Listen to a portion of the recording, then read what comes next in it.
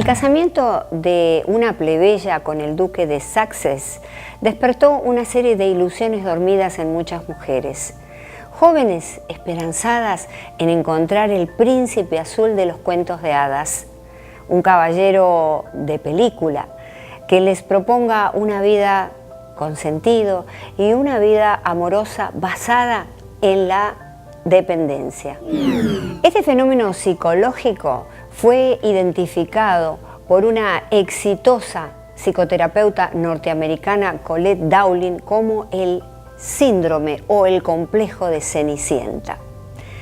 Esto que sufren las mujeres buscando siempre ese príncipe azul. Colette Dowling,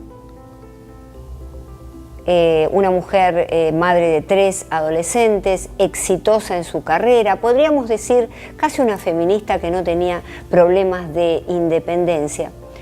Examinando su vida, descubre un día que internamente sentía unos deseos terribles de transformarse en una mujer dependiente, deseos de ser mimada, de ser protegida, deseos de tener un hombre que le solucione todos los problemas. Es así que ante su sorpresa y realizando una serie de entrevistas a mujeres para hacer una estadística para su libro, ante su sorpresa descubre que la mayoría de las mujeres comparten este sentimiento. Y este es el libro que escribe Colette. El complejo de Cenicienta, el miedo de las mujeres a la independencia. Pareciera que es un miedo bastante absurdo hoy en la época del feminismo, en que todas las mujeres se sienten liberadas. Sin embargo, este complejo de Cenicienta existe todavía, aún en mujeres que han superado los prejuicios, los estereotipos, aún en mujeres muy exitosas feministas. Esto es lo que descubre Colette. Y por supuesto que este síndrome o complejo de Cenicienta nos plantea una serie de preguntas. ¿Qué es la felicidad? ¿Es algo interno? ¿Es algo externo? ¿Viene de mí? ¿Viene del otro? ¿Qué significa ser una mujer independiente, verdad? Si es que yo estoy en el fondo añorando a ese príncipe azul. ¿Existe la media naranja o es solo un mito? ¿Cuál es la influencia de los cuentos infantiles en la crianza de los hijos? Y entonces vamos a empezar por esta pregunta. ¿Cuál es la influencia de la literatura infantil, de los cuentos que le contamos en la crianza de los hijos? Ustedes saben que los cuentos infantiles, ahora los videos, los cómics, realmente influyen mucho en la vida de los niños porque les presentan personajes que ellos van a copiar, que van a imitar, ¿verdad? Y que cuando sean más grandes, de adultos, ya en el inconsciente, estos personajes van a intentar de alguna manera reproducir alguna de sus características.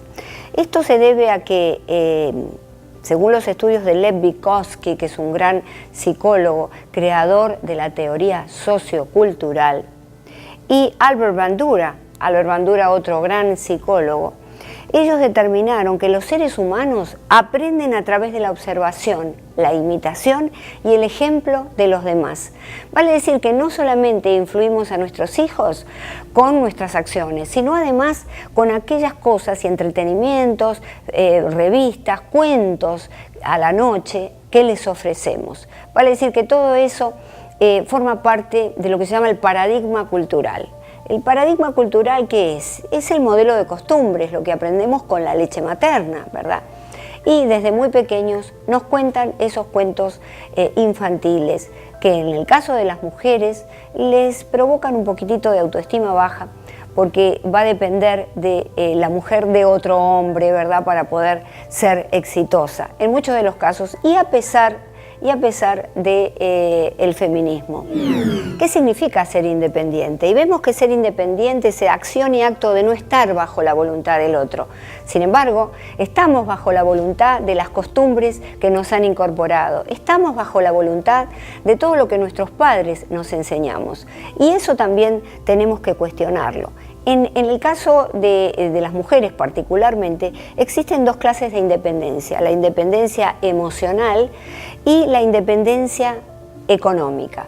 ¿Cuántas mujeres independientes económicamente como Colette Dowling conocemos que realmente sienten un vacío emocional porque no tienen esa otra persona al lado, porque no tienen ese hombre protector que de alguna manera las rescate? Esta teoría de Colette Dowling tiene un pie, un asidero en la biología, porque sin duda la mujer quiere ser protegida por el hombre y el hombre a su vez quiere proteger a la mujer. Esto es un problema hormonal y además un problema de diferencias de cerebros. Una pregunta interesante es ¿qué es la felicidad? Y para entender este concepto nos vamos muy atrás en la historia, al mundo de los griegos. Encontramos a Aristóteles y Epicuro, dos griegos destacados, dos filósofos de la antigua Grecia. Aristóteles decía que la felicidad es la sensación interna de ir corriendo vertiginosamente hacia nuestros propios límites. Vale decir que es algo vigoroso, algo que tiene que ver con lo interno. En otro apartado agrega que existen placeres en el movimiento, estos placeres que nos dan cuando nos realizan un regalo, cuando cumplimos años o nos casamos, y placeres en el reposo. Epicuro agrega a esta afirmación que los placeres en el movimiento agitan alocadamente los átomos del cuerpo, mientras que los placeres en el reposo facilitan su orden y armonía.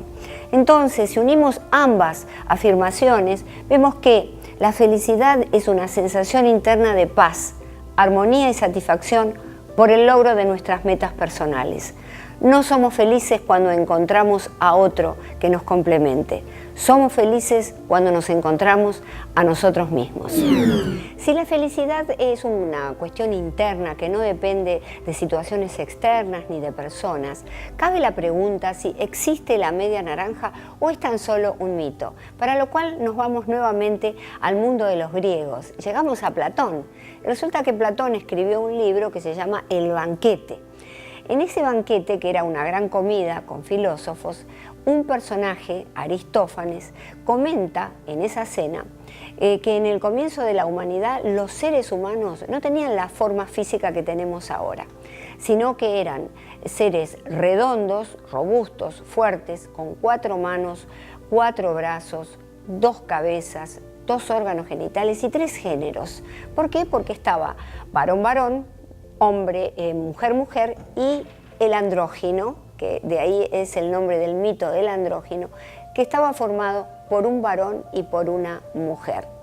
Entonces, como eran tan fuertes y tan ágiles, ya que se desplazaban como una rueda y auxiliado de sus extremidades, decidieron desafiar a los dioses. Y Zeus, muy celoso, el dios del Olimpo, decide castigarlos. Y entonces los corta por la mitad. Y aquí vemos, está interesante esta animación en el que esos seres redondos son cortados por la mitad por Zeus.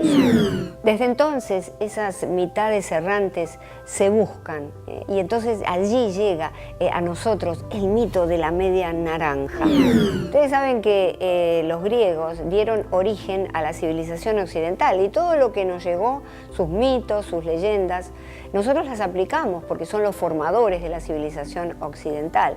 De modo que de allí nos viene este mito tan maravilloso, ¿no? tan fantástico de la media naranja. Ellos tenían un concepto del amor muy particular.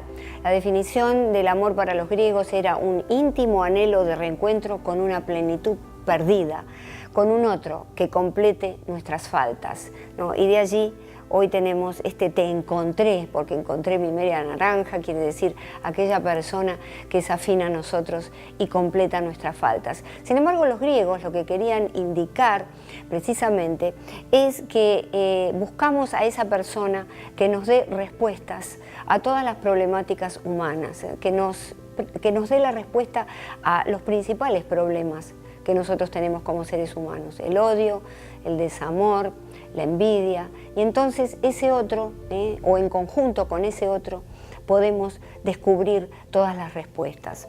La realidad es, como dice este dibujito, que las personas somos enteras y esto es lo que tenemos que enseñarle a nuestras hijas. Es muy importante que les enseñemos que somos personas enteras que se encuentran con otro entero, que no estamos partidas, sino que buscamos esa plenitud en la totalidad de un otro ser, que nos va a complementar en una igualdad complementaria.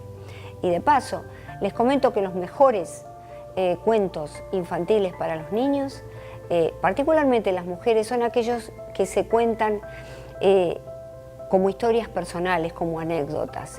Un cuento que tú puedes inventar, mamá, papá, poniendo el nombre de tu hijo o de tu hija en este caso. Algo que no tenga que ver con la Cenicienta, ni con todas estas historias que realmente lo que producen en la mujer es un complejo de inferioridad. Entonces los dejo con esta frase de Albert Einstein que dice: si quieres vivir una vida feliz, átala a una meta, no a una persona u objeto. ¿Por qué? Porque cuando esa persona no está más, porque nos deja o porque se muere, ¿qué pasa con nuestra vida? Nos sentimos tristes, deprimidos y entonces nuestra existencia, en lugar de seguir, se corta.